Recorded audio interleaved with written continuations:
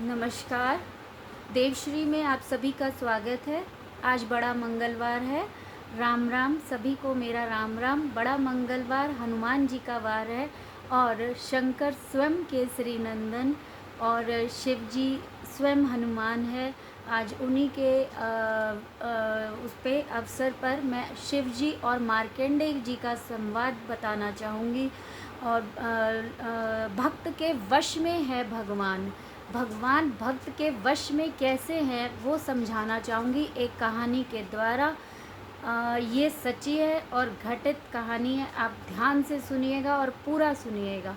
मुकुंड ऋषि के कोई संतान न थी और बहुत तपस्या के बाद भगवान शिव जी ने दर्शन दिए और उन्होंने कहा एक धर्मी और एक बुद्धिहीन। धर्मी अल्पायु होगा, 16 वर्ष की आयु होगी, और बुद्धिहीन जो होगा वह चिरंजीवी होएगा।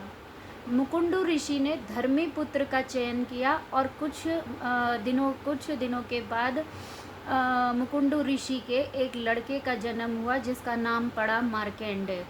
ऋषि ने धर्मी अल्पायु पुत्र को जब बड़ा हुआ तब उन्हें बताया कि तुम्हारी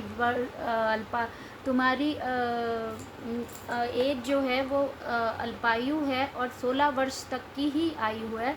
तब उन्होंने तटस्थ होकर भगवान शिव जी की तपस्या की, आराधना की और पूरा मन अपना उसमें शिव जी को समर्पित कर दिया। वो इतना डूब गए शिव जी की तपस्या में कि उनको सुध बुध भी न रही। और जैसे ही 16वां वर्ष प्रारंभ हुआ, काल यमराज प्रस्तुत हुए और काल का पाश उन पर डाला ही था कि मार्कंडेय भगवान शिव के लिंग को पकड़ के बैठ गए और उन्होंने ओम नमः शिवाय का जाप शुरू कर दिया। जाप करते रहे, लगातार करते रहे और पूजा के स्थान से हिले ही नहीं और बाहें डाल के भगवान के लिंग को बैठ गए और बोले, हे भोलेनाथ, मैं अबोध बालक हूँ, न मंत्र जानता हूँ, न तंत्र जानता हूँ, न यंत्र, मैं सिर्फ आपको जानता हूँ। मैं आपकी शरणागति में हूँ और मेरा कल्याण करे, मैं शरणागति में हूँ। जैसे ही उन्होंने ये बोला तो काल का चक्र टूटा, समय का चक्र टूटा और भगवान बोले, हे यमराज, आज आप काल हैं लेकिन मैं महाकाल हूँ।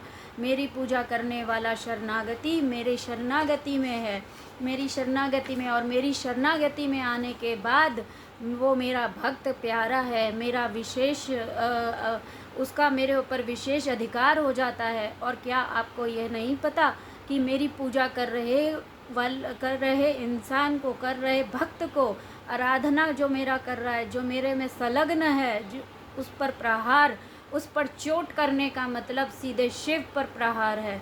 इस पर प्रहार करने वाले को मैं क्षमा नहीं करता और व्रज का प्रहार ही मोड़ देता हूँ। व्रज का प्रहार मैं वो काल हूँ जो काल के चक्र को भी बदल सकता हूँ। तो भक्त के वश में है भगवान, भक्त के वश में है भगवान कि भक्त अगर चाहे तो वो काल को भी, महाकाल को भी रोक सकता है। उसमें इतनी जड़त्व शक्ति होती है कि वो महाकाल उसके हर व्रज को, उसके हर प्रहार को रोकने की शक्ति रखते हैं। लेकिन शर्त एक है कि उसके अंदर प्रेम भाव होना चाहिए, उसके अंदर कोई कुटिलता नहीं होनी चाहिए, स्पष्टता होनी चाहिए, साफ मन से, प्रेम से और संलग्न होकर वो रहे और तपस्या करे। तभी वह एक परीक्षा के दौर पे ले जाता है। शिव अपने भक्त को पहले परीक्षा लेता है, उनको हर परीक्षा से गुजरना पड़ता है, तब जाके कहीं शिव की प्राप्ति होती है। राम राम।